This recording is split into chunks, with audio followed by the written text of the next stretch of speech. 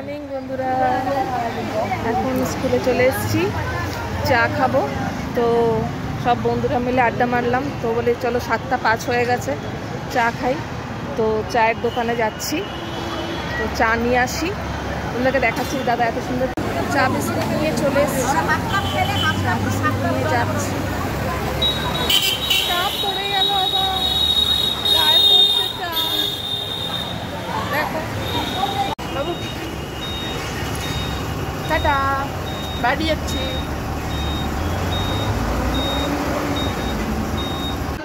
Hi guys, আমার স্নান হয়ে গেল, ঠাকুরের জায়গা আজকে ছেলে আর আমার শাশুড়ি মা পুজো দিচ্ছে যেহেতু। তো আমি আজকে একটু স্নান টান করে নিলাম। শরীরটা খুব ভালো যাচ্ছে না আজকে, কারণ সকাল থেকেই শরীরটা খুব খারাপ লাগছে, মাথা ঘুরছে। আমার একটা অসুখ আছে, তোমাদের সাথে শেয়ার করা হয়নি, সেইটার জন্য আমার মাঝে মাঝে খুব কষ্ট হয়। তো আজকেও সেই প্রবলেমটাই হচ্ছে। তো স্নানটা করে এসে চুপচাপ বসে আছি। তো এবার ওখানে সিঁদুর পরবো, সিঁদুর টিঁদুর পরে মুখে ক্রিম ট্রিম লাগিয়ে জামা কাপড়টা মেলবো। চলো দেখ বন্ধুরা, চলে এসেছি। এবার একটু জামা কাপড়গুলো মেলে নিই, রোদুরটা পরলে পারে এটা একটু শুকিয়ে যাবে। ছেলে আর আমার স্কুলে গেছিলাম, স্কুল থেকে এসে স্নান টান করলাম, করে টরে এই জামাটা মুখ কেচে কেচে নিয়েছি। এখন চারিদিকে বাড়ি হওয়াতে রোদ্দুরই আসে না, একদম একদম রোদ্দুর আসে না। চুলে মেলে দিচ্ছি, সারাদিনের নামে শুকাতে থাকবে।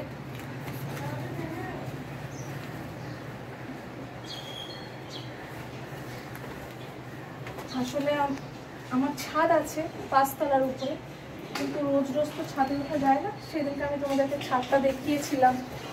তো ছাদটাতে ওই মাঝে মাঝে বিকালে একটু জল দিতে উঠি গাছে, কিন্তু রোজ রোজ তো 5তলায় ওঠা সম্ভব না। তার জন্যই বারান্দার মধ্যেই যা জামা কাপড় মিলি।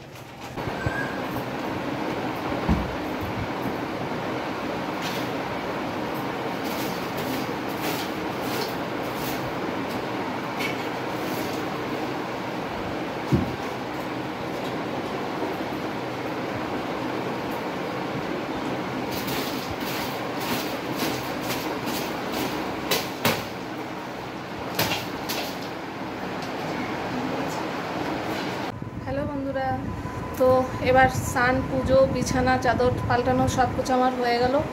এবার আস্তে আস্তে আমি এবার ছেলের জলখাবার করব। ছেলে জিদ করলো, মা আমি কোয়াটার পাউরুটি খাবো। তো আনলাম, তাহলে তুই আন, তাহলে কোয়াটার পাউরুটি ভেজে দিই। তো ওকে টিফিন খাইয়ে ওকে পড়তে নিয়ে যাব। সারাদিন মানে একের পর এক কাজ লেগেই থাকে, একের পর এক কাজ লেগেই থাকে, এরপরে এটা ওরপরে এটা। তো চলো যাই, ছেলের কোয়াটার পাউরুটি শেখি। বাবু, পড়তে দিয়ে আসি, চল, মন দিয়ে পড়াশোনা করবি। চল চল চল,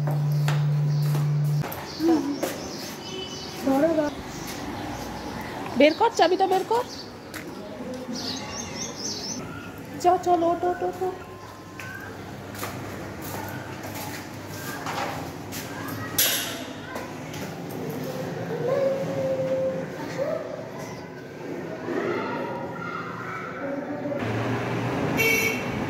মন দিয়ে লিখবি।